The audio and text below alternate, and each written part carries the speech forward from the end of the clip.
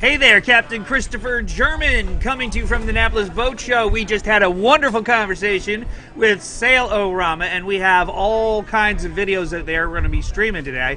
Right now, what I have is a montage of some of the videos that they have done. Not really a montage; they're just played back to back in their order for an hour, and we're going to break into that eventually once we get their interview all queued up and ready to go. But for now, I thought you might like to see some of the videos of Sail-O-Rama as they are or were back up in the northwestern areas of the country. And without further ado, here they go. I met this guy in Southeast Asia when I was there working as a teacher, and he invited me to come live on his boat. I was raised on a boat, mostly in Asia. I'm from an inland place and came out to BC and fell in love with the ocean. My Way was our home for a couple of months in the summer, and she did a really good job. I think she can go very far. We're living here in Zabalos for the time being. We moved into the house, the trailer up by the school. It's pretty luxurious, having a fireplace and Hot showers. And hot showers and internet. We have one backstay right now. You're putting two, so one it's stronger, it shares the load, and it's out of the way of the tiller. And yeah, it's out of the way of the tiller. It's easier to mount things when you have two backstays, like some kind of awning or shading. We just figured out the measurements today. Yep. We're putting two backstays on. Screws need to be tightened. Sikaflex needs to be applied. Yeah, lots and lots of small things as usual, like woodwork, painting. We have our beautiful wind vane that we picked it up secondhand off of a boat, but it's way too big for our boat. So we're thinking of just using half of it, just the Upper half. Just the vane part of it. The vane and the emergency tiller part of it. It should be strong enough to push our boat. It's being designed for 40 to 60 foot boat.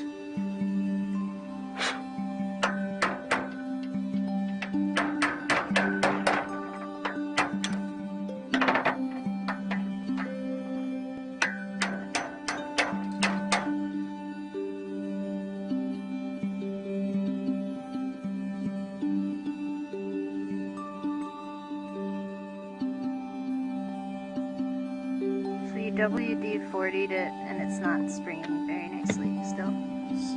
The spring is completely filled with crud. Getting there?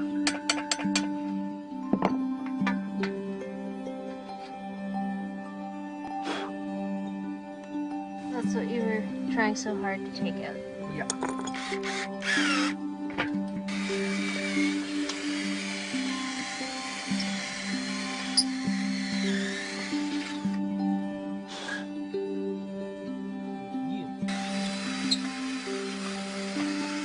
See all the crud that comes off?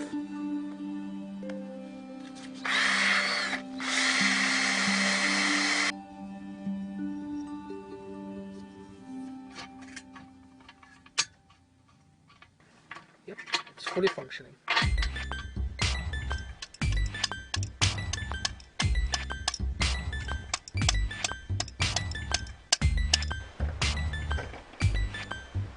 It's like grime from the rope. Ooh.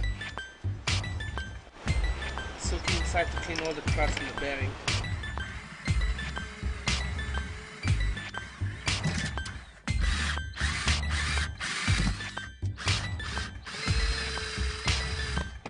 See? And you just pull it out.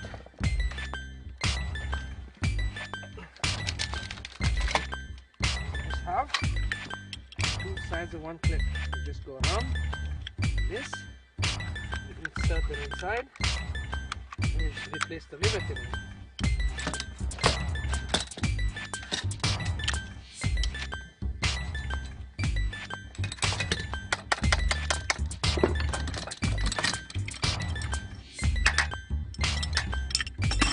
I'm going to put a bigger one here. This is what we're going to use to pull ourselves up the mast. And this pulley is a bit small. And there's another one as well. Or we can put another one. This one good. Is there a second roller?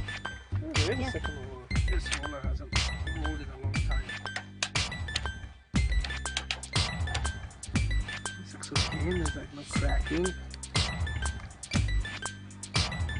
I don't know if you have to replace this. I think it looks really good.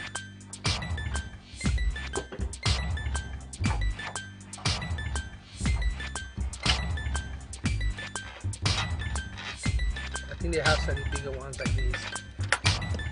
Don't lift it again.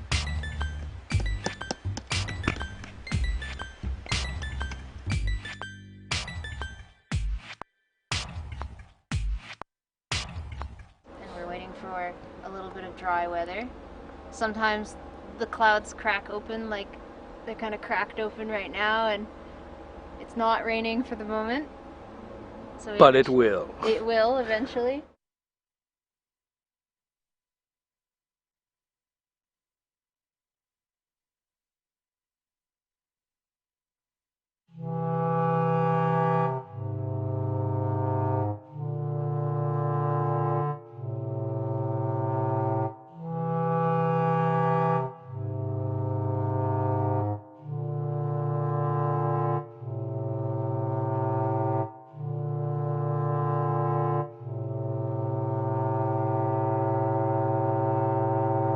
And of course, because this is sailboat stuff, because this is marine related, it's turning out to be much more complicated than it needs to be. We need to find a piece that will allow 2 cables to fit into the slot at the top of the mast. And then, because we're going to get newly swaged cable, we're going to probably need some new turnbuckles, or most definitely need 2 new turnbuckles, and all the toggles and pins and studs that come along with new turnbuckles. Doodling and doodling, trying to communicate to each other what it is exactly we need in terms of little small stainless steel parts. We need to be quite certain because we have to order in all our parts here. We can't go to the marine store in person, unfortunately. My only concern with this kind of setup is that the pressure, like the 2 cables are coming from the mast like this, and then they're coming out to either side. They're pulling them this way, either way, and that kind of twists this aluminum, like the brackets, the aluminum brackets on the top of our mast. It's like twisting them. Or what do you think? No? It should. That's very strong enough. The angle is not that. It's not. It's a small angle. Yeah. And the long pin will hold everything together. I think it's stronger with 2 separate pins because if one goes, the other thing holds. That's true. I'm more for this idea. I'm more for this.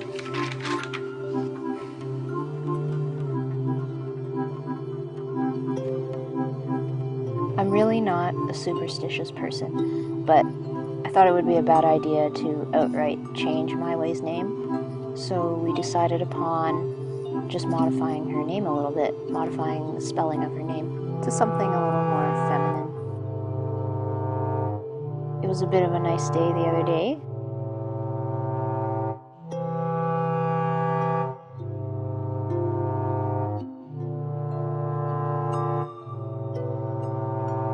And it feels wrong with the mast down, taking a sailboat out. The engine's a little sketchy. It sometimes stops, and it might be a little bit of an electrical problem. But we always get her going, eventually.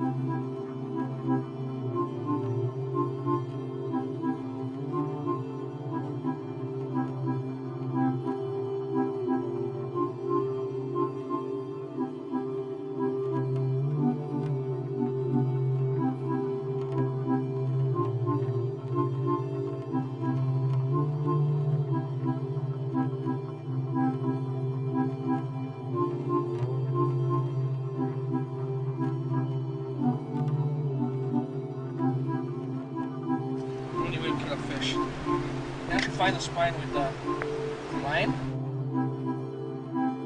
Then you just twist. Once it goes in, you just twist.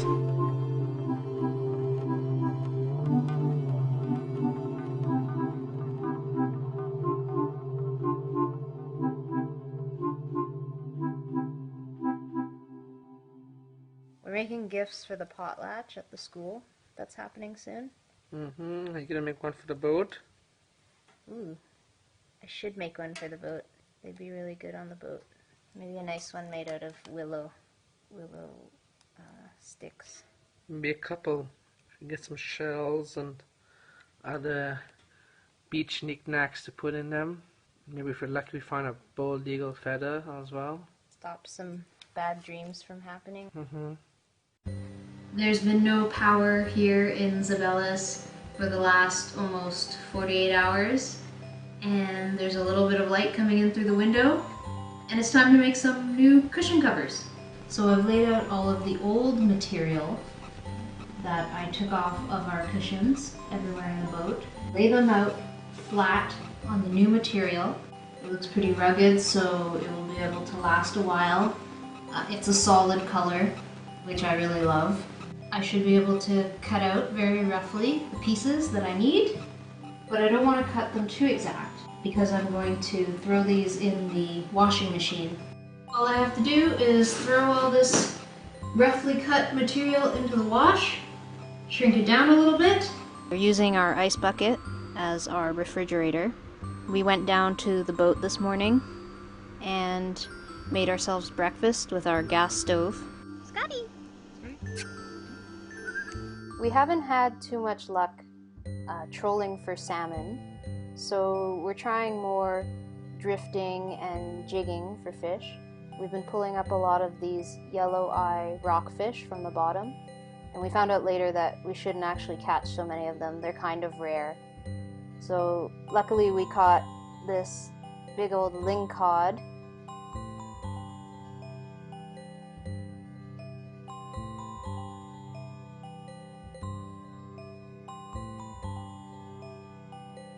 They have beautiful skin. We also pulled up a bigger and older yellow eye rockfish. Unfortunately, when they come up, the difference in pressure, they don't deal with it very well. His guts came out his mouth. It was pretty gruesome. There's a pile of fish in the boat and Robbie won't stop. I can't stop him. Yeah, Look at him. He's bloodthirsty. I can't stop him. We're going right into the rocks here. It's a good idea to sever the jugular vein so most of the blood flows out and all the stress hormones and the harmful molecules get pumped out of the body with the blood. You can scale and gut a fish, which is the way I like to do it because you get all the juicy knickknacks out of the fish. Does this work for most kind of fish? What? The way you're... It works for all kinds of fish. You have a bone just there, that's the only bone. Once you get past, you just rip it out. Okay. The worst are the groupers to do this. They're the ones that it all comes all in one. It's even easier in tuna and that's fish. It's clean, it's ready to put on the grill. I got the bile. You see? Make a mistake, the bile comes out and it's bitter. So when you're gutting a fish, the main organ one would like to avoid is the bladder, which is a green bag, which can be very bitter if punctured and the fish is not washed properly afterwards.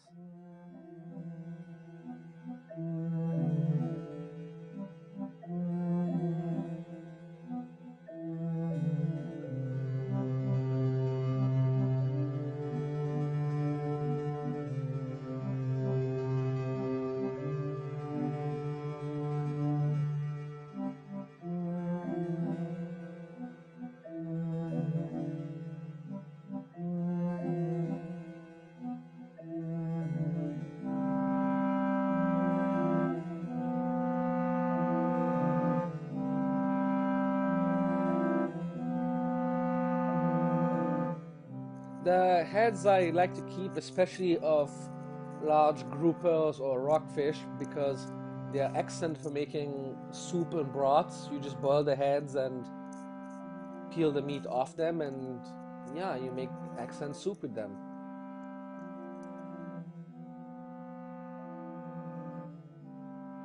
Parasites are not really a problem if you freeze the fish or if you cook the fish. They can only be a problem if the fish is eaten raw.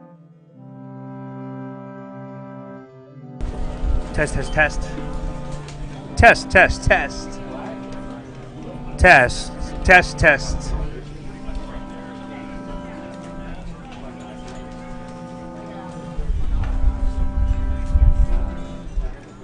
I do hope you've been enjoying the montage of Sailorama that we've been playing. And we're still here at the Annapolis Boat Show, and the wind is still blowing. It is fucking out there, Bill.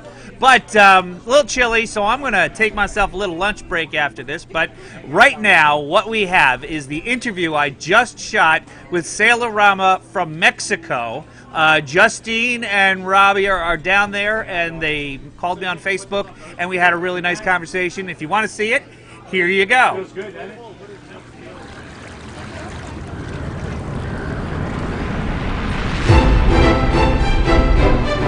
Okay, well, we have you guys. Is it exciting? Can you see around here? We've got the Annapolis Boat Show buzzing live right here. This is Aaliyah. Do you see her there? There she is. And we've got the riggers over here and our hot tub salespeople there and sailboats all over there. And we wish you guys were here with us. Where are you right now? Okay. Thank you for orienting us. Oh, well, let's see what we can do. It's all about God and the internet at this point. So where are you guys located right now? We're in Mexico. In the Cancun area of Mexico, Quintana Roo. Really? Well, that sounds like an inspirational journey. How long did it take you to get down there? Well, we technically flew this way because we sold our old boat in Chiapas, on the other side of Mexico. And we came here with the family, and one thing led to another, and we were supposed to go pick up another boat. Work out, so we ended up on this side of Mexico with another boat. So we looked and we hustled and we bustled, and we actually found a boat here on this side of Mexico. So we ended up with another boat here now.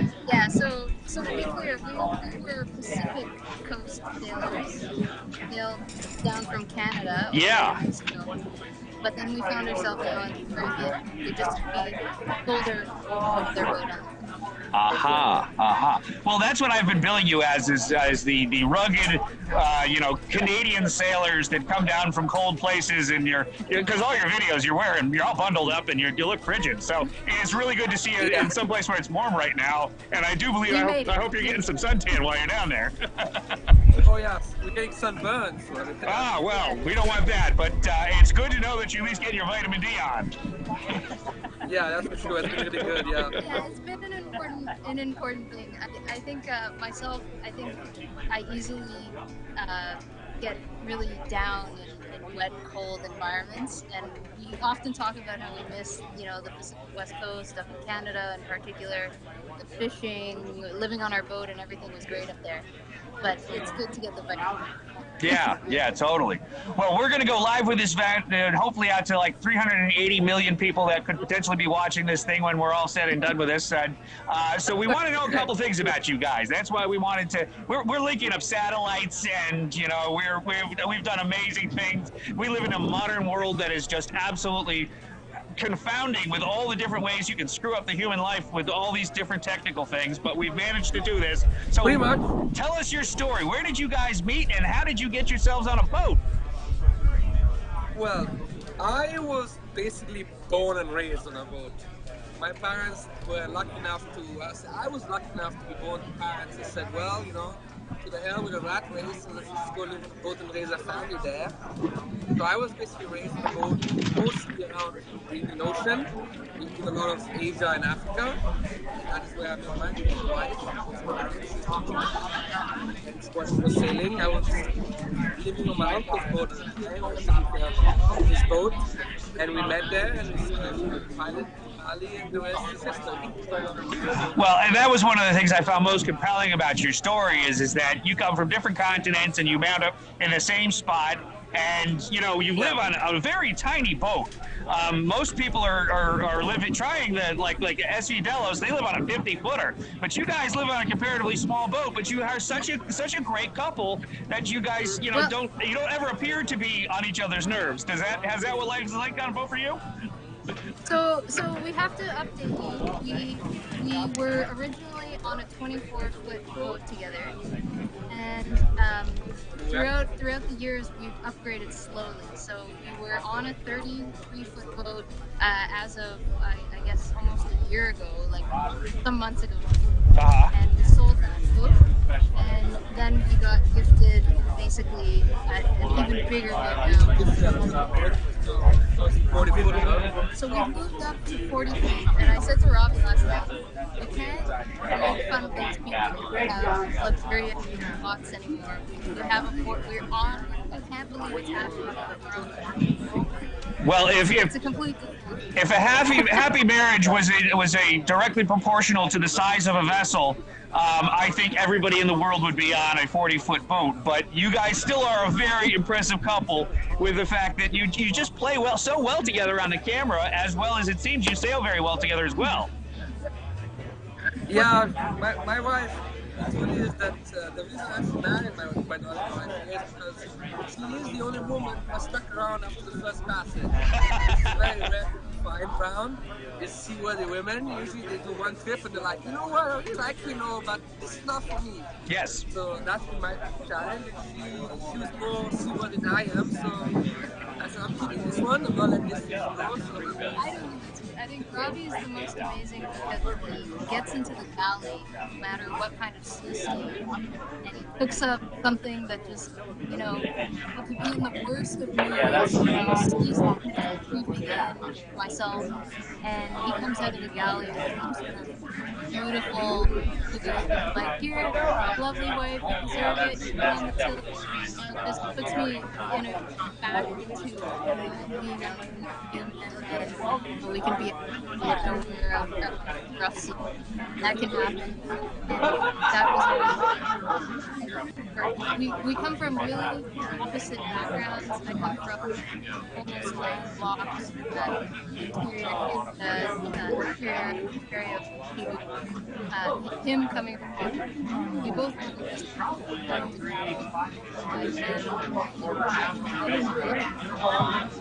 Aha. yeah. Definitely. I think that's why. Well, how are you guys eating down there? I mean, you got to have some amazing seafood down there. As a landlocked person, I mean, are you a fan of seafood?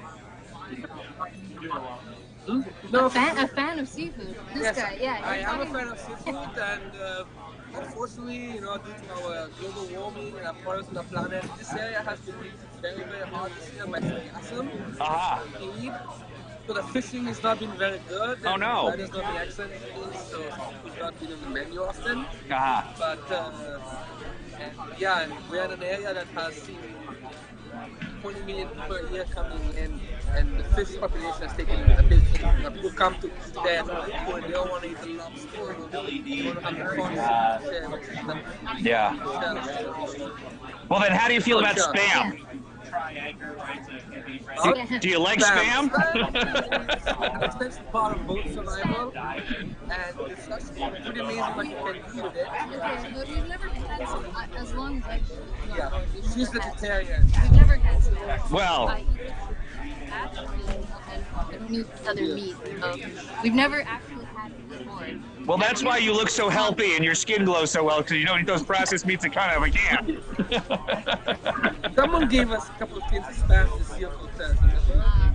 I guess. Yeah, somebody gave us some. It lasted 6 months. Oh, it'll last a lot longer than that. I mean, spam lasts forever. Yeah. I think the closest version of spam we've had is when we were up in Canada, with our neighbor. Yeah. Had jarred. We had for a while. We had jarred salmon made. Uh-huh.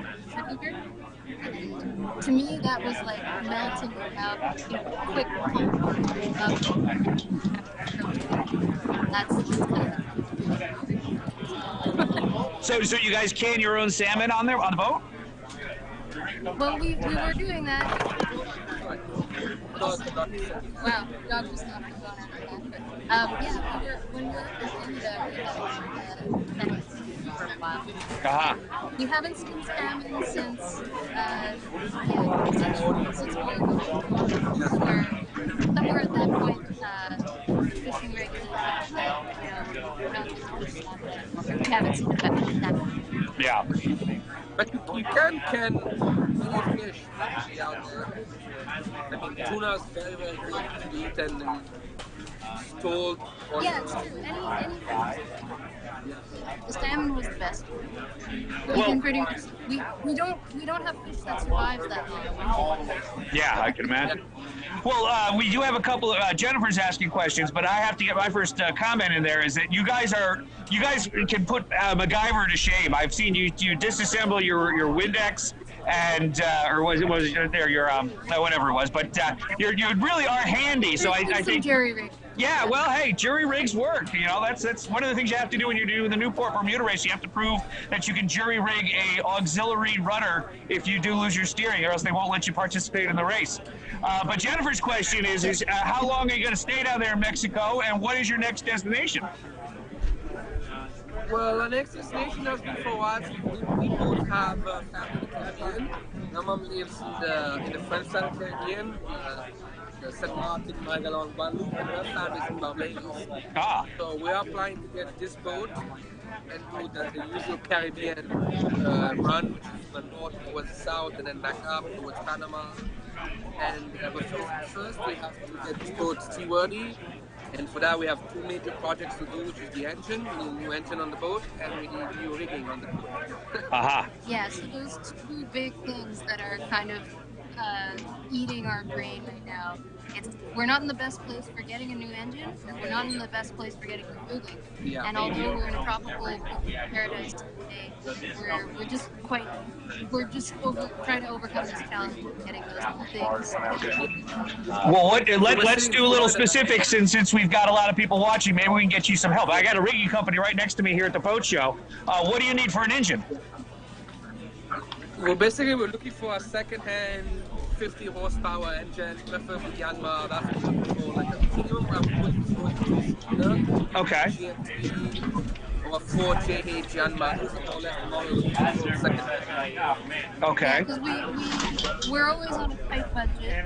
We're just that kind of people. And we've looked at some new engines, and it's just, I mean, it costs more than any of our boats have ever cost us. Totally. The other aspect of it is we're looking at all the past sailing chronicles and people that we've met along our journeys, and electric engine is looking more and more realistic, and it allows us to build an engine without dropping, several $1,000s all at once, and in the end we get a beautiful, clean, easily propulsion system, or auxiliary propulsion. So that's another possibility. You're kind of a little bit iffy. Yeah, I'm still pretty loyal to good old but there are a lot of upsides to electric. Well, especially with a sailboat, because you got that low torque that you need to have on there, and you got unlimited amounts of energy out there, especially if you can keep your batteries backed up with solar and wind. Yeah. So I'm a total fan of putting the electric engines in there. Unfortunately, I don't think the market has quite figured out the best way to come up with a pro-form one. But if you guys can figure out how to put one together, I think you'll pay for the rest of your voyage and then make some money on it, because you could revolutionize the way we do this stuff. Yeah, we realize we're not the first people to dabble into electrification. We would have to say right away, like, we managed to get that project done with. That would be like. There's been some amazing. We're just looking on Facebook, but then the other YouTube sailing channels. We've been calling these things our dream-up route to try and do the electric propulsion. We were kind of researching, and I think they're pretty much. Hello, this is Captain Do it yourself, documented version of how Charted. That Yeah. is, yeah, I got for an doing Ethernet yourself specifically. Getting a motor, getting a control and I was system, wondering if that also included Wi-Fi. yeah, welding it all As I need to together log so on to it Wi-Fi. fits in the area and I wonderful. love a username So and password. that's the way we would probably end up doing it. But there are more and more. Every day we look, there's a new company and they're offering a motor that supports yeah, electric propulsion system. And Well, I tell you yeah, what. they're If you find one of these companies that you like and you want to work with, I will try to find them as a sponsor and get them to give you a motor, and you can try it out. And well, let's work together using this medium to work for you. What do you say? Yeah. we are always open, yeah, to having people help us out. That's the only way we've gotten we're this far south of the Canadian cold, only because people have helped us out. So yeah, of course. Well, then, since we're on doing the wish list right now, what do you need for rigging? For Inge, I basically have to replace all my crowds, every single one of them. Oh, okay. Yeah, we've got some in one of our latest videos.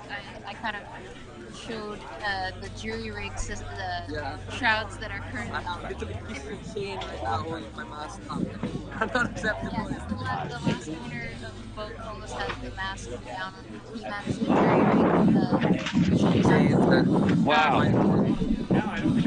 And so that's what's holding the rig right now. Probably like Robbie was having a good old time replacing the rigging on our last boat. Yeah. Everything about rigging and became a little bit of an expert. Do you make your own shrouds? Yes, I sometimes do, but I still prefer having it professionally pressed. Yes. Nosemans. I think it depends on what you want to do on a boat. I do believe Nosemans are still one of the best systems out there, but I still don't trust myself enough to install a Norseman. I might, but it just doesn't give me peace of mind. Well, you know, this is, I've got to tell you, I don't even change my oil because when something goes wrong, I don't want to be the one that blamed that did the wrong thing. So I always get somebody else to do it so I can blame them when it goes wrong. So I'm totally a fan of you. For example, the other day I went to see a friend. I opened it, but I got the days, and they were professionally installed by a rigger. And he didn't pick that up. There were overlapping cables, and there was some bird nesting when he pointed them. He didn't do a great job. So where the cables, because the Norseman, he kept winding a little bit. So, and that was done by professionals. So. Well, so we're going to put that on your to-do list, and I'm going to get my staff working on finding some people to sponsor you guys to cover these things for you. And we need a 50-horse electric motor, and we need rigging for what vessel do you have? Did I lose you? Oh, well, I guess oh, there they are. Exactly that. So what's the make on your vessel so we can figure out what kind of rigging you need? The make is it's pretty much a one-off. It's a Pelican. Okay. Yeah, we haven't seen another solution of this. And yeah, basically that's what was pushing this week. It's been hectic with visas and things, and we have to leave the country and come back in for our visas. So that's been on the line.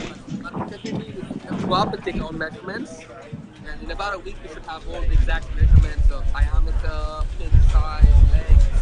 We'll have everything down. Well, get me the measurements, and I will make it my job to see if I can help you guys find the stuff that you need. And you got somebody here on the shore in mainland America that's a big fan of what you're doing. So let the charted life work for you. Awesome.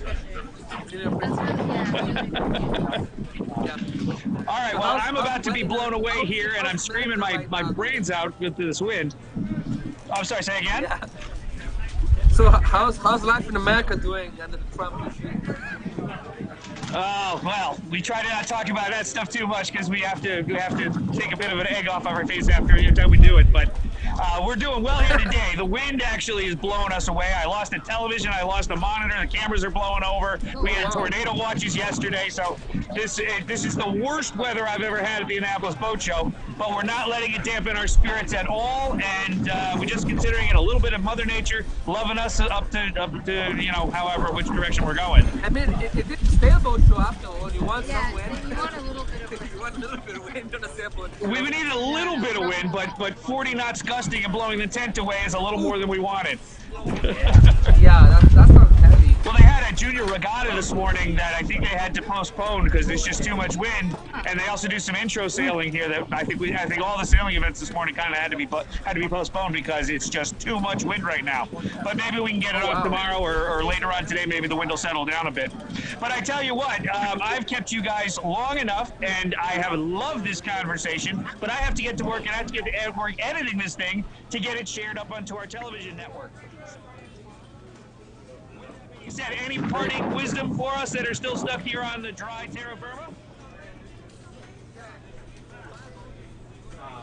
Yeah, those be, like I said, those be my first three. If I'm spending more time on that, it's almost worth it just to find.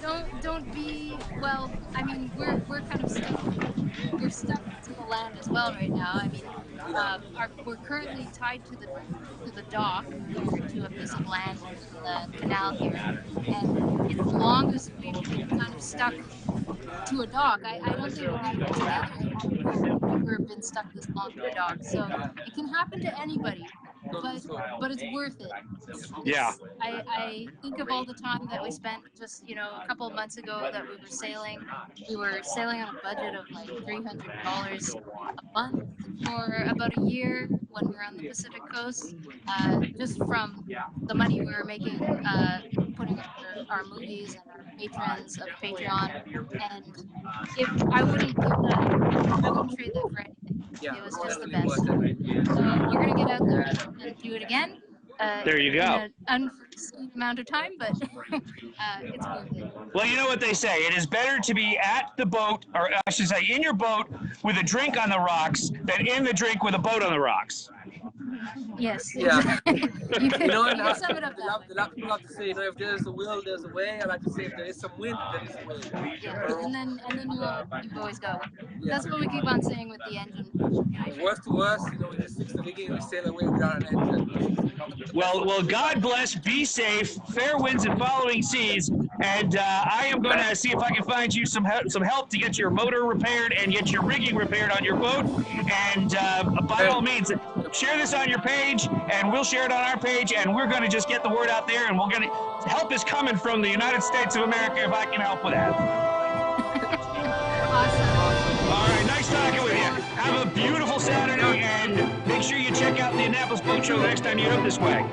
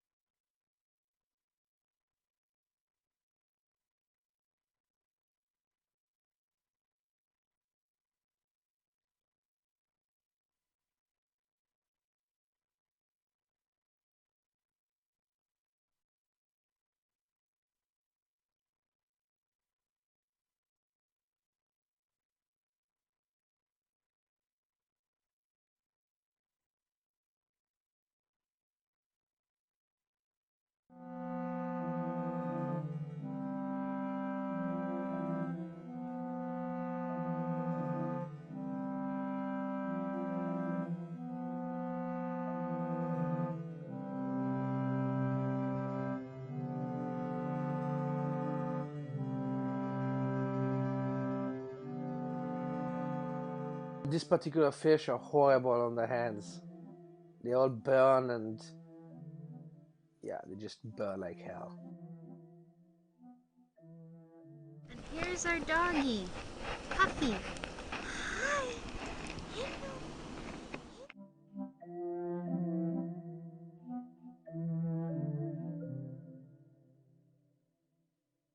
It feels like Velcro.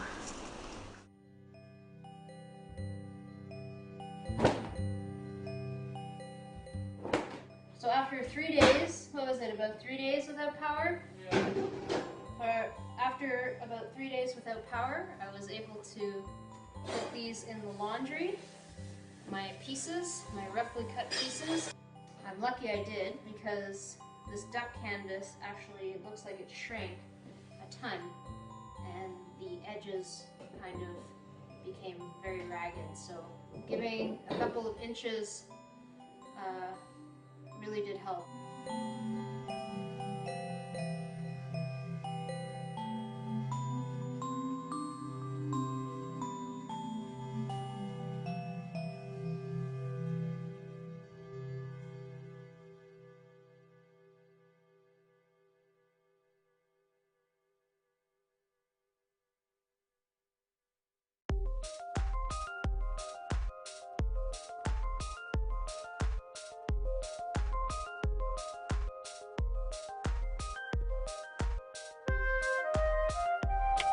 You're engaging.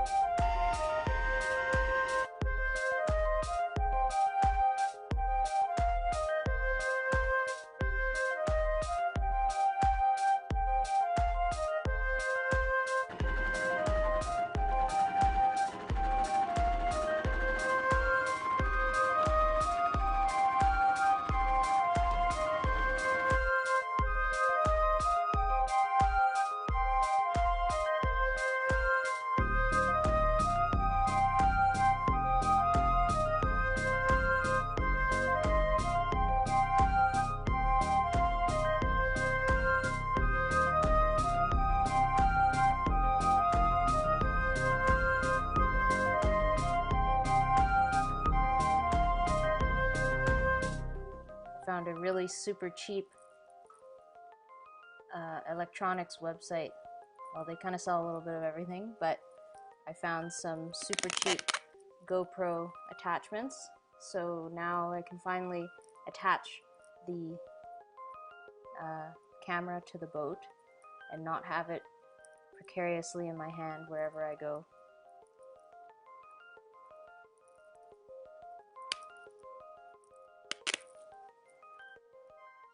I only wish all things boating were this cheap, but it is not so.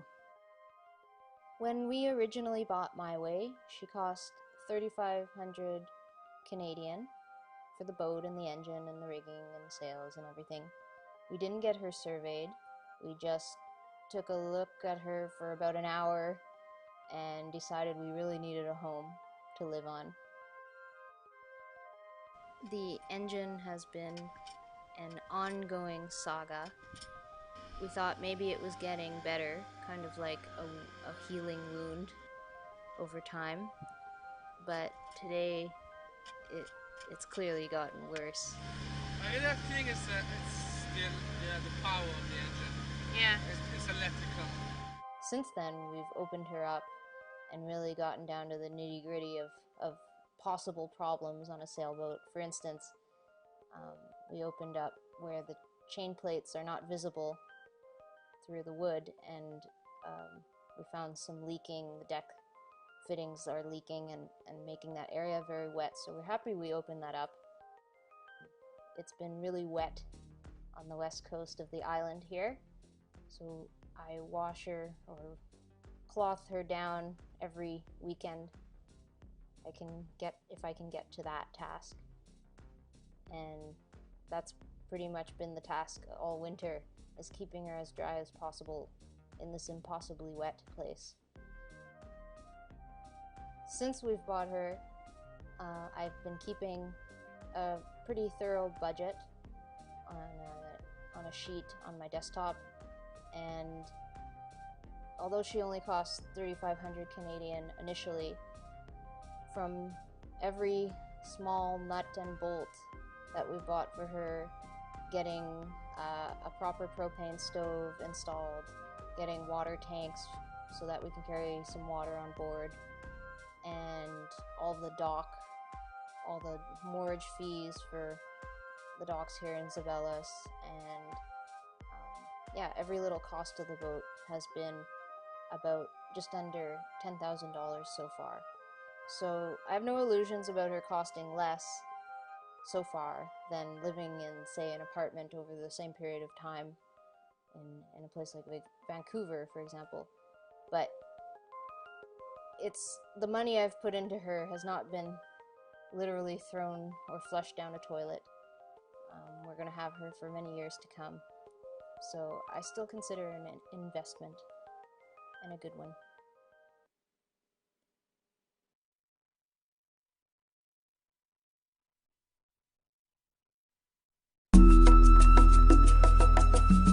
We were forced to get another engine. The reality is that we need a reliable engine in our daily lives.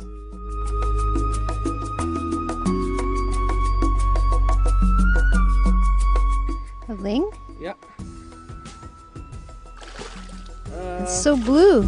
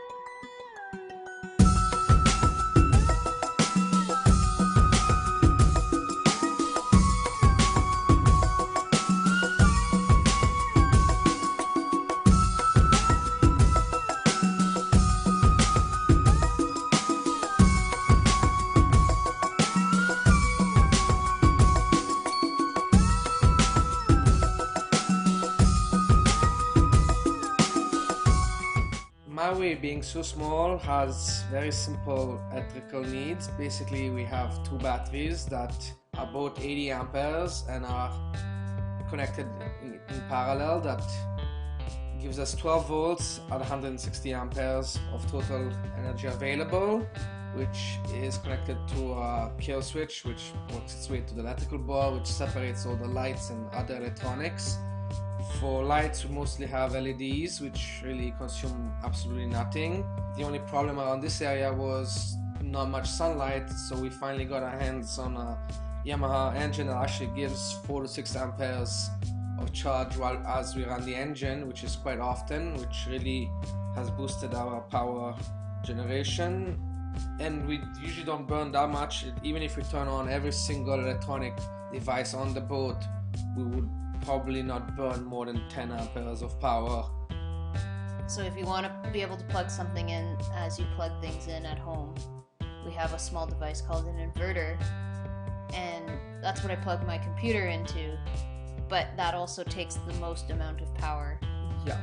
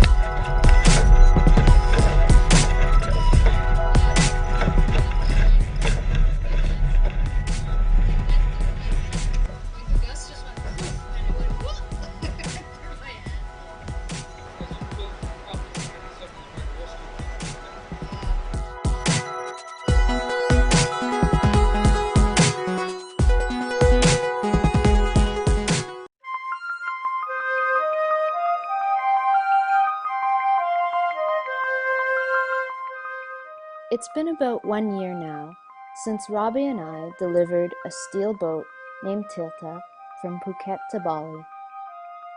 This wasn't Robbie's first experience delivering a boat or living on one, but this was my first ocean passage, and I loved it. The fishing was excellent, the water was warm, living on the boat was really easy there. Sometimes checking into a new country by boat can be more complicated than, say, arriving by air. But the experience taught me a lot, and it really felt great to come into the country, into a new place, under your own sail power, and I really cherish the experience. We want to get back there, but we know we have a long way to go.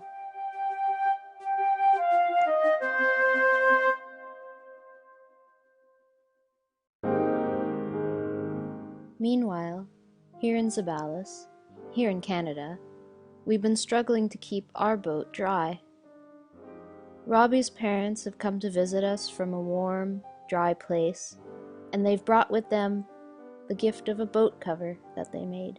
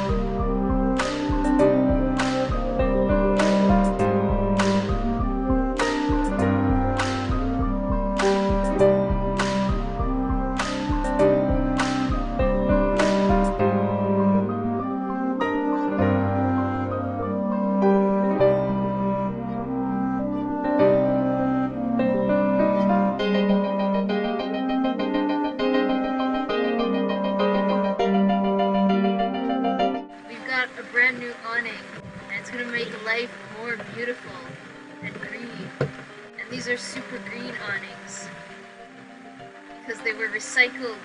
Recycled super yacht spinnaker. They're gonna keep the deck shielded from the sun. They're awesome. They're awesome. They were made by Robbie's parents. So we're just having such a good time putting up this awning.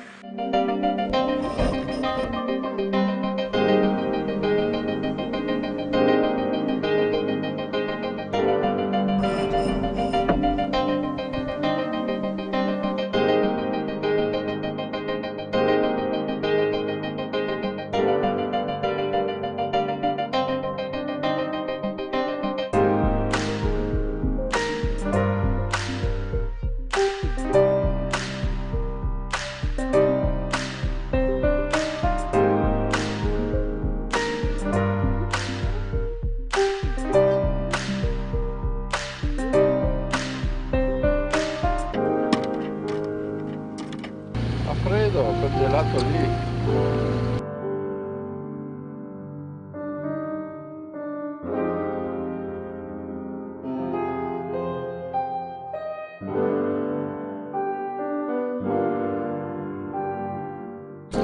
Ma questo è un gambero diverso questo. Questo è diverso. Fai su così. Fai su così.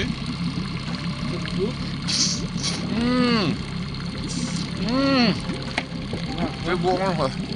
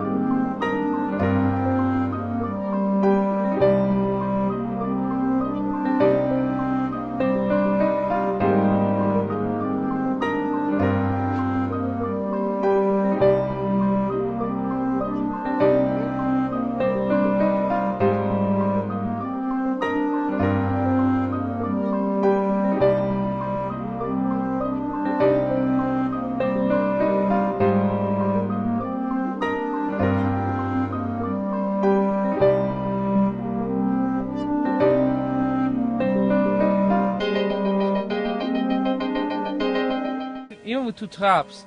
You pick up in the morning, you pick up in the afternoon, you pick twice a day, and there is enough for the 2 of us especially. If you get another set of them, but the problem is putting them up.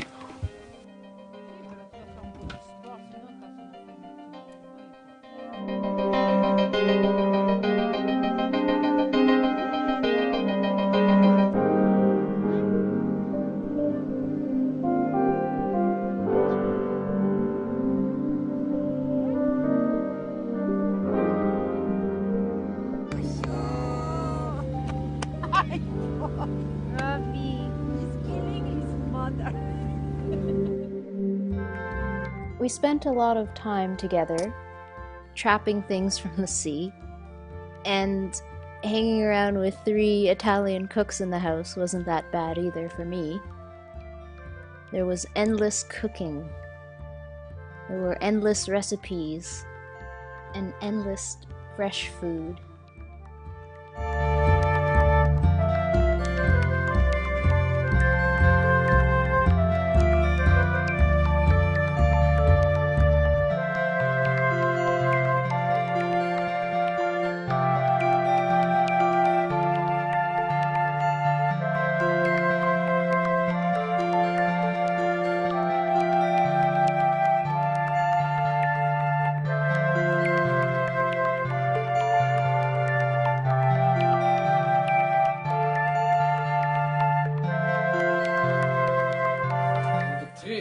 Is not to eat them all, because if not, we never fill the plate, you know.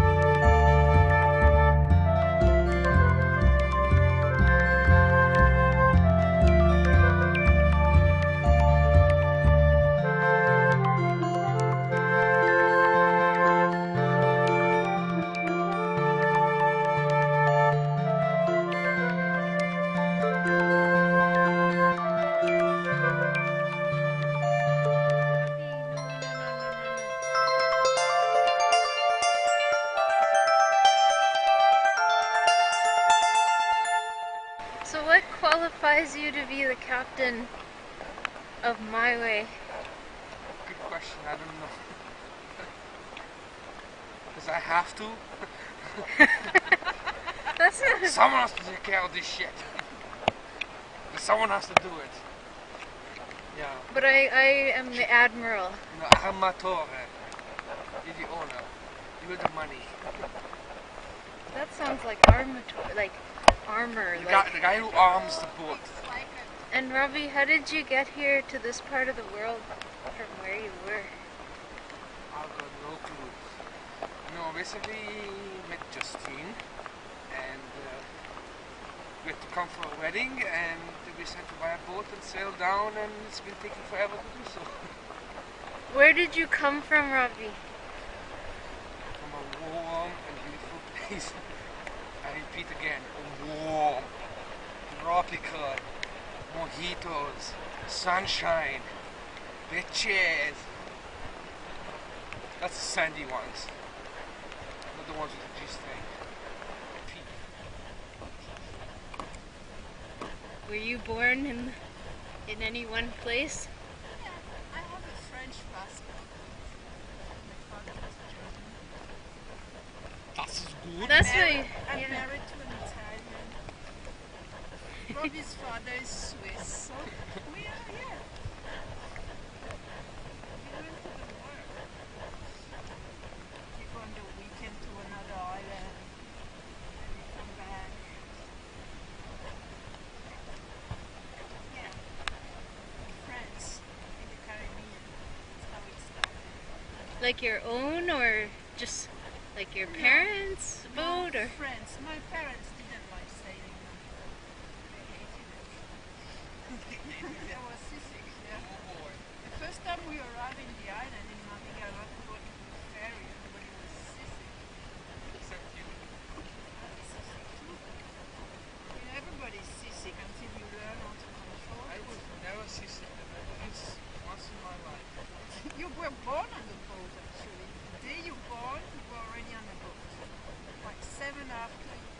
hours after you were born, 7 hours, you have like one night after you were born, you were already.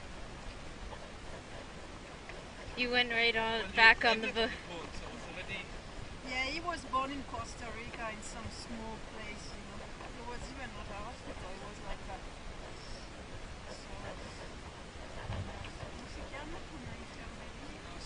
dispensary.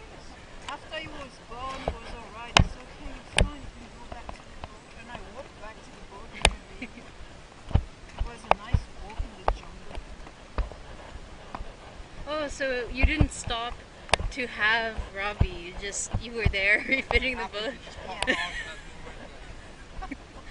And when he was 3 months, yeah, we waited until he was 3 months old, and then we crossed the Pacific. And then he had his first swim in Bora Bora. The water was freezing. He was like shaking. And then he started walking in New Zealand. He could walk already a long time, but as the boat was always moving, you know, he never let go of his hands. He was always holding onto something. Yes, I learned the first rule of boating very early. And he went straight to the bottle to the fish and chips. He loved the fish and chips. C'est bon ça. We tried orange juice, carrot puree, Nice, healthy. all the nice healthy stuff. I spent hours making nice puree for you with healthy vegetables. Hello! Hello! I've never seen them. I don't know. It's like a fire. Oh, it's like they're doing an exercise. Maybe.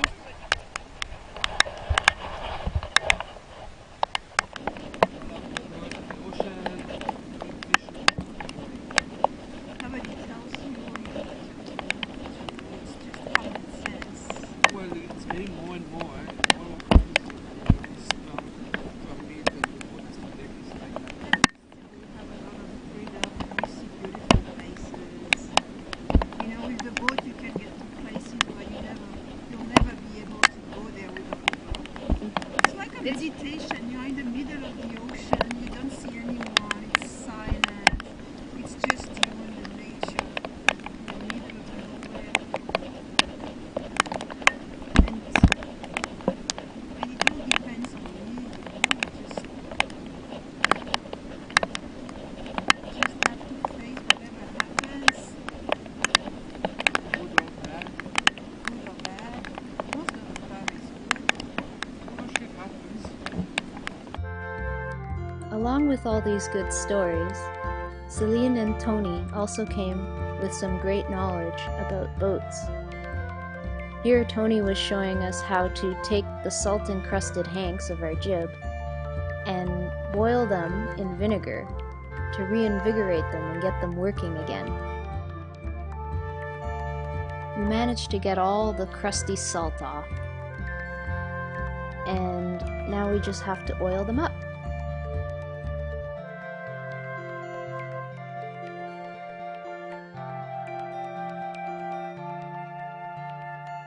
Robbie got a lot of good information about what we can do to get everything functioning properly on my way for extended ocean voyaging.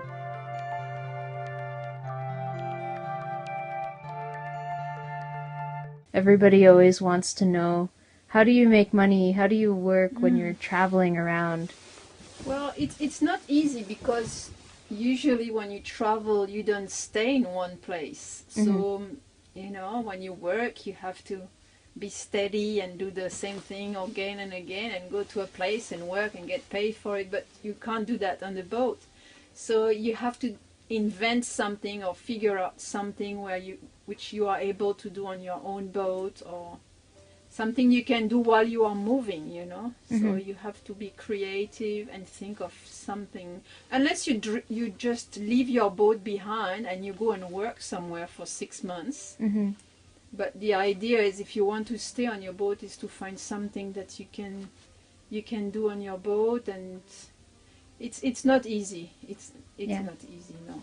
and You were saying you began not knowing what to do when you first yes, started for traveling. many years I was a bit confused about that, and I was depending on my husband's money, and I felt really frustrated about that because he could get easy job, he can fix engines and sails, and he's very manual, you know. Mhm. So you always find something to do and make money.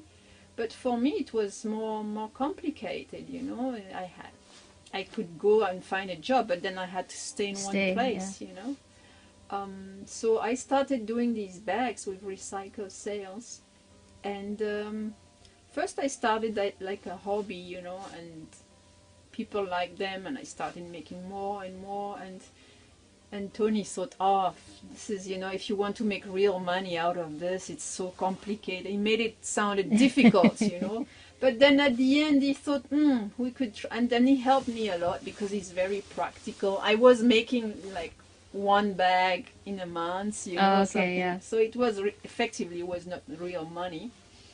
But then he organized it a bit better for me, and Production line. Yeah, he made a production line basically, which I don't really like because I think that the creative part is a bit left behind. But the quality has improved, and now we are able to make a lot more and faster, and the quality is better, and in fact they are looking better also because we figure out how to make them better, and you know. And now people know us, and they give me nice sales and good material to work on them. Yeah.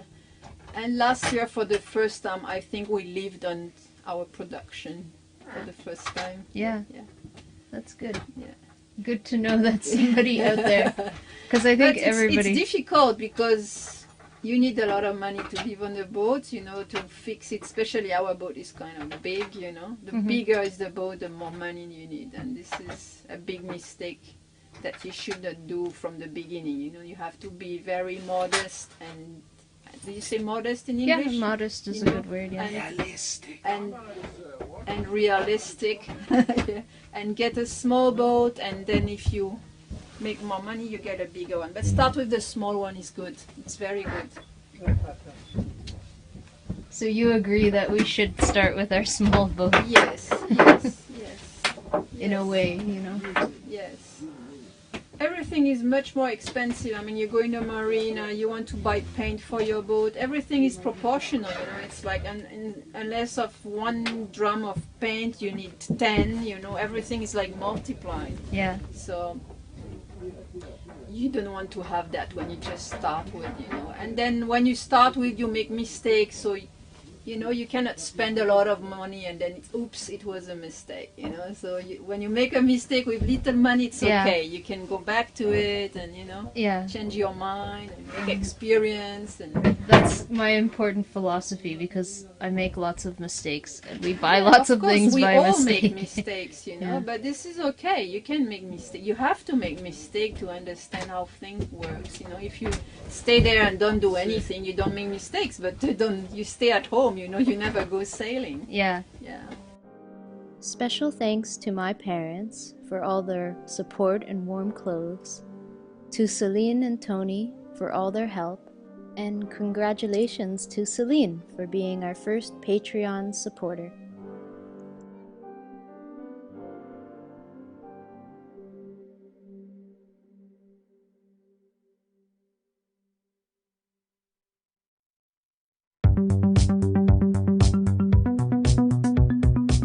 All that listening and asking people questions about how they catch salmon around here paid off, because we finally got a big salmon coming after our boat when we were trolling.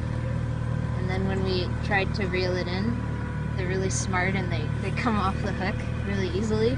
But then after that, we caught some little salmon, and they're little cute salmon, and we had to throw them back. This weekend we went to the New Chatlets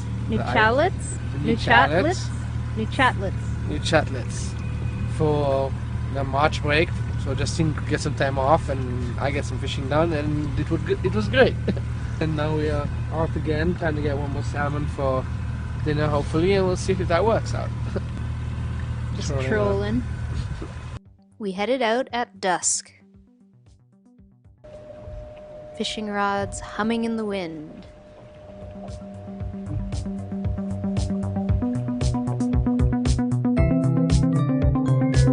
After an uneventful night of anchoring in the dark, we got up early and sailed right off the anchor.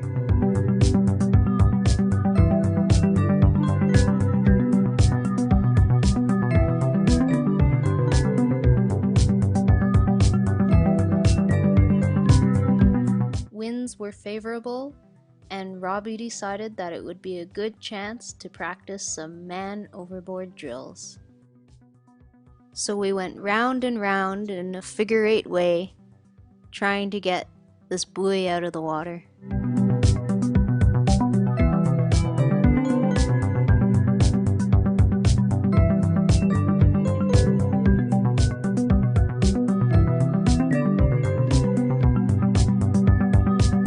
And it's harder than you think to grab a small buoy out of the water.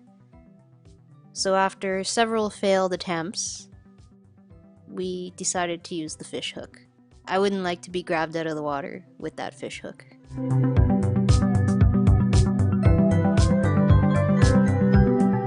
And off to fishing, of course, with lots of otters around, close to precarious rocks.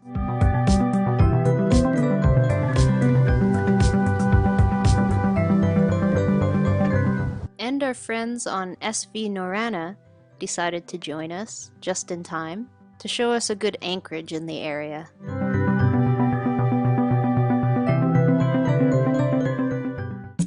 So, step 1 for making fish curry. You make your rice, you catch your fish, you fillet it to get rid of the bones, which is not as easy as it looks like, especially when the fish is small.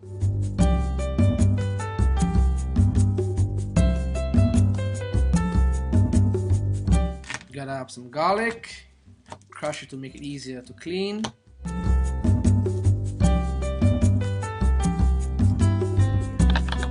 Chop it finely. Add some leek or onions, whichever ones you have. Chop it finely. Add some sun-dried tomatoes. You pan everything for a couple of minutes until it's nicely cooked. You add a little bit of Italian herbs, not much, mostly a bit of curry powder, about a teaspoon or more, a pinch of pepper. Then you add your freshly sliced tomatoes, cook it for about 5 minutes, and then you will add your fish, which you will cook for another 3 to 4 minutes, and add on rice.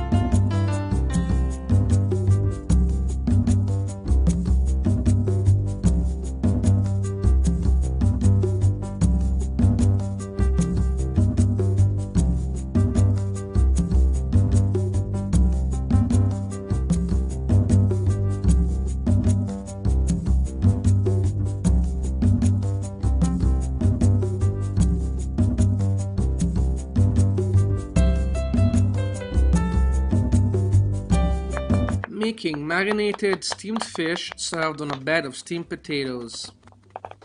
First you get your potatoes and you give them a rough cleaning and you split them in half. Put them in the pressure cooker. Add a little bit of water, about 1.5 cups. Some salt.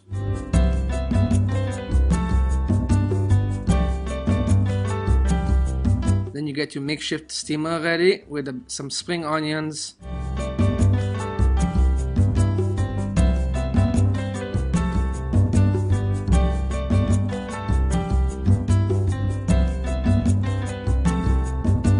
Then you marinate your fish with some leeks, sun-dried tomatoes, garlic, bit of parsley and a bit of garlic, some soya sauce, olive oil, Italian seasoning very slightly, some chili powder, cayenne preferably, pepper, and a pinch of what I call fish spice, which is a mix of all spices that I have lying around in the cupboard at the time. Mix everything well together and you let it settle for about 10 to 15 minutes.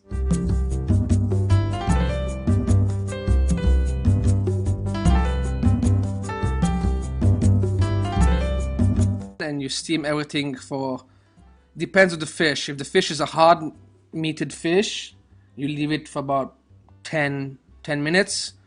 If the fish is softer, you leave it for less. Don't forget to call your friends over for dinner on the radio, and potatoes are ready by then. Place them out neatly on a plate. Add more olive oil, never go wrong with that. And add your fish from the steamer directly on top. Voila.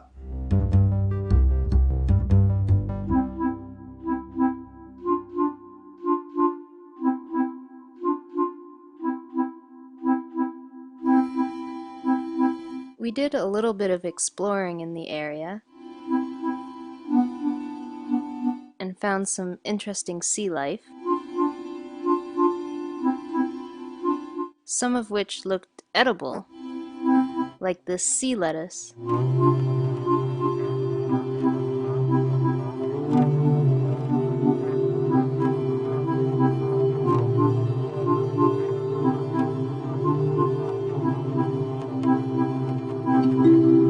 I tried drying some for later use.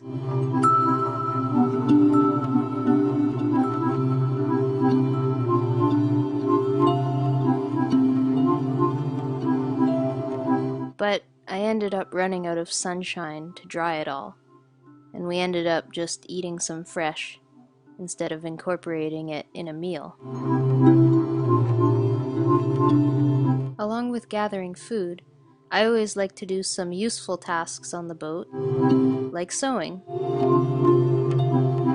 But life on a rocky boat can be kind of interesting when trying to do those finer tasks.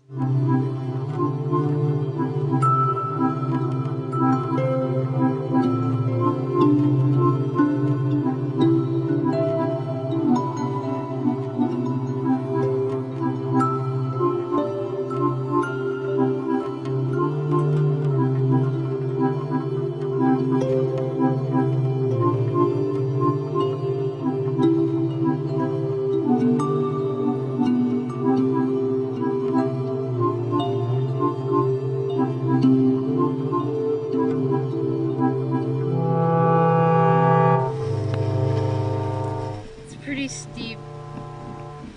Oh God, Robbie, no. This is so bad. This is horrible. Robbie, no.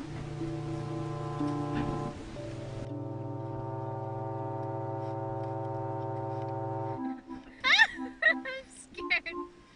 I'm scared.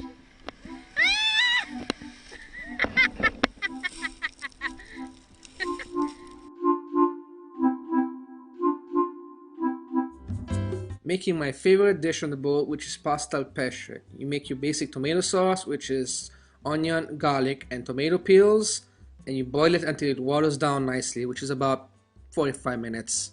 Add a bit of sugar, which kills the sourness of the tomatoes. Mix it all in nicely.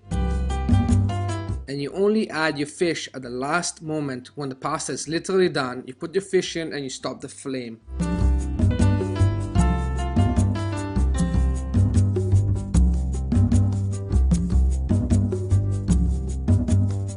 You add the parsley just before you dump everything inside the pasta, and voila, it's done. It's quick, it's easy, and it's really, really good.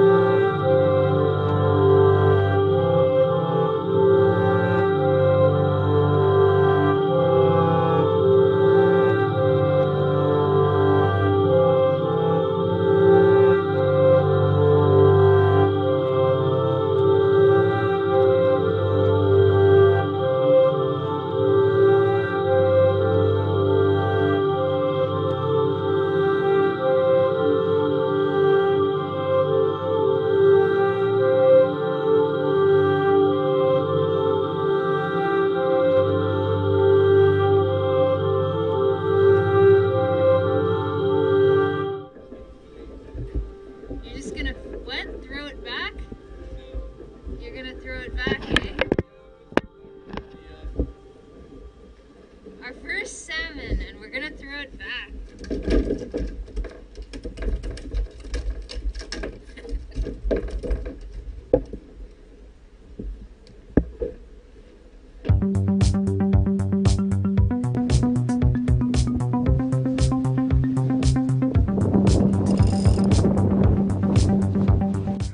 All of our groceries come a ridiculous distance and they cost a ridiculous amount.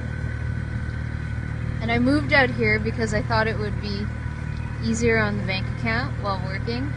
That's not the case with the price of food. I can only imagine what people pay in some even more remote places.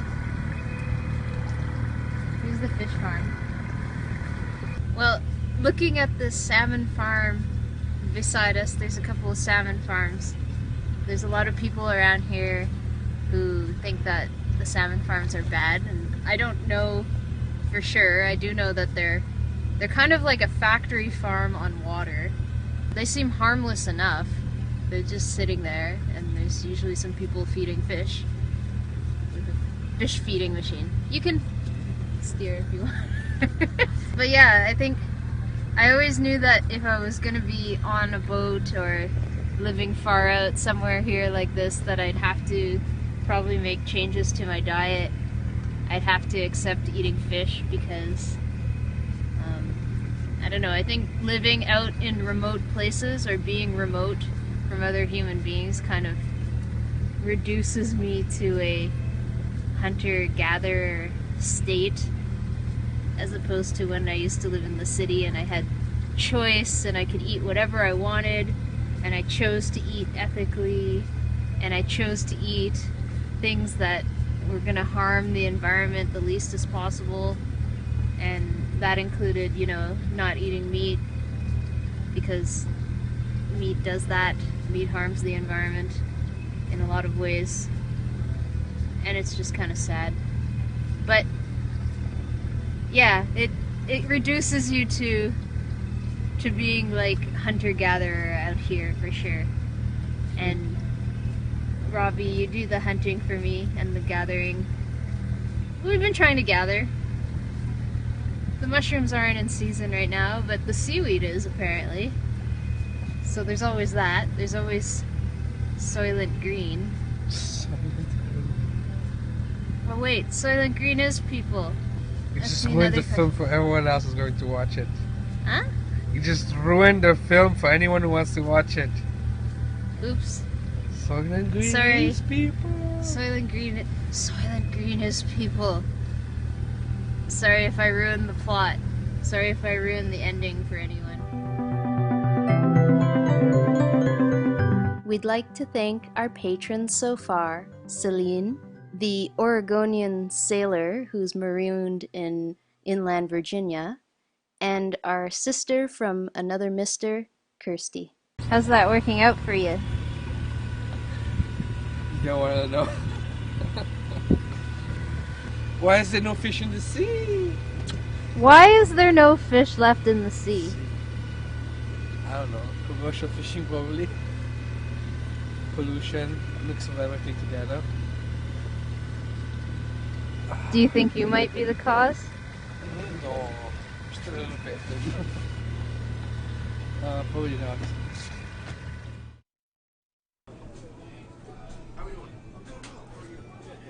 Hey, you've been watching Sailorama as this is the older episodes when they were up in the colder territory. As you heard today on their interview, they are down in Mexico and they are attached to a dock and they're waiting on some new shrouds and a new motor that needs to come down there. And they're looking for a generous sort to endorse them and sponsor their work and help them. And so if you would like to help them out, you can give them a call or give us a call and we'll be happy to pass the messages on at 252-617-3792.